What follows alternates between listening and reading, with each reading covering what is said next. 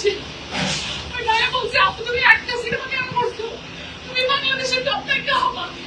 তাদের তো সাংবাদিকের মধ্যে বলছে তুমি বাংলাদেশের টপ নায়িকা হবা। আমার তো আপনাদের সামনে এই মুখে আসার কথা না। আমি কি একটা মিটিংয়ে যেতে পারবো না? মিটিংয়ে যে মার খেয়ে আসতে হবে আমার। এভাবেই কোটি কোটি মানুষের ঘরে দেশ জুড়ে ফ্রিজ একটাই, ওয়ালটন। আমি যখন আমি দোকান থেকে লাভ দিচ্ছি, লাভ দিয়ে আমি একটা খাদের মধ্যে বসছি, আমার পা কেটে গেছে। খাদের মধ্যে পড়ে আমি ফোনটা তুলে আমার একটা ফ্রেন্ডকে ফোন দিচ্ছি, বলছি আমাকে বাঁচাও। বলছে তুমি রিক্সা পাও, অটো পাও, ভ্যান পাও, তুমি শুধু 300 মিটার আসো। আমি 300 মিটার গেছি, আমার ফ্রেন্ড আমাকে বাসায় নিয়ে গেছে। তারপরে সকালবেলা জানতে পারি ইমনের দুই পায়ে 10টা নখ উঠায় দিচ্ছে দিয়ে দিয়ে। ওর এই যে নখ আছে, ইমনের 10টা নখ উঠায় দিচ্ছে এবং ইমনের পা ভেঙে দিচ্ছে। ইমনের বউ আমাকে সব ভিডিও পাঠিয়েছে। মানে সে একটা টাকার, সে ক্ষমতার লোভে, সে ক্ষমতায় তাকে নাকি শেখ হাসিনাও ধরতে পারে না। আমি তারেক রহমানের কাছে জানতে চাই, আপনি আমার মতো, আপনার মেয়ে আমার বয়সের, আপনার মেয়ে আমার বয়সের মাননীয় প্রধানমন্ত্রী, আপনি আমাকে দেখতেছেন, আপনি আসিয়ান নজরুল আসিয়ানের পা ধরে বসে থাকেন, আপনি ওর পা ধরে বসে থাকেন যে একটা ভূমি দস্যু আমাকে এখানে লাগতে মারছে 5টা, ঘাড়ে মারছে, আমাকে 60টা মারছে।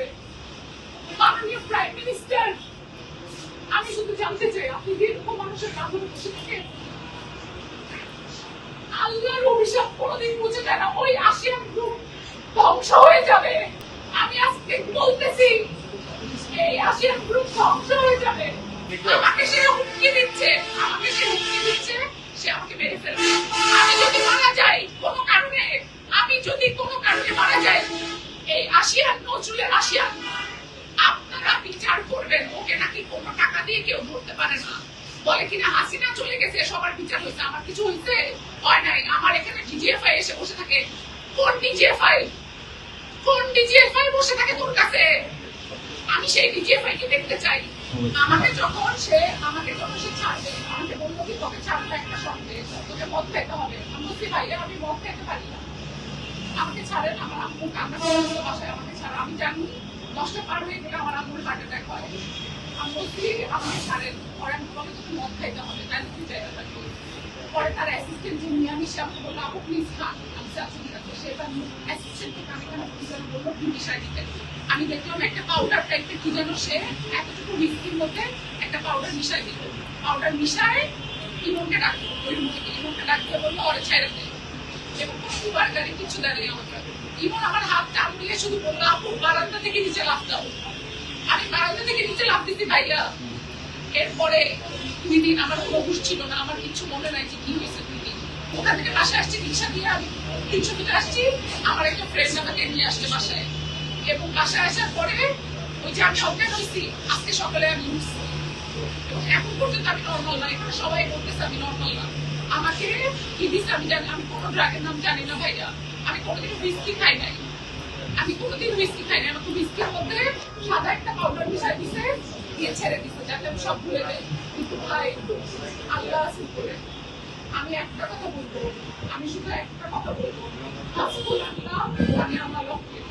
যার জন্য কেউ থাকে না তার জন্য আল্লাহ থাকে। তুই নজরুল ধ্বংস হবি আমার সামনে, তুই আমাকে ছুরি কি, তুই আমার সামনে ধ্বংস হবি, তোর মৃত্যু হবে। তোর আমি যদি তোর সাথে খারাপ করে থাকতাম তাহলে আমার বিচার হইতো, কিন্তু তুই ধ্বংস হবি নজরুল। কারণ আমি তোকে চিনি না, যে বাটাকিয়াকে ভর করি আমি না। আমি আপনাদের সাথে আর কোনো কথা বলবো না। আপনারা সবাই আমার ভাই। এখন রাত 1টা বাজে, আমার একটা ফোন কলে আপনারা সবাই এখানে আসছেন। আমি সারা জীবনের জন্য আপনাদের কাছে কৃতজ্ঞ। আপনারা আমার সিনেমার সময় আমাকে ভালোবাসা দিচ্ছেন। আমি ছোট্ট একটা শহর থেকে আসা একটা মেয়ে, খুব মধ্যবিত্ত থেকে আসা একটা মেয়ে। আপনারা আমাকে আমার পত্রিকার সময় সাপোর্ট করেছেন, আমার সিনেমায় সাপোর্ট দিচ্ছেন, আমার বিপদের দিনে পাশে থাকছেন। ভাই আপনাদের কাছে আমি হাজারো কৃতজ্ঞ।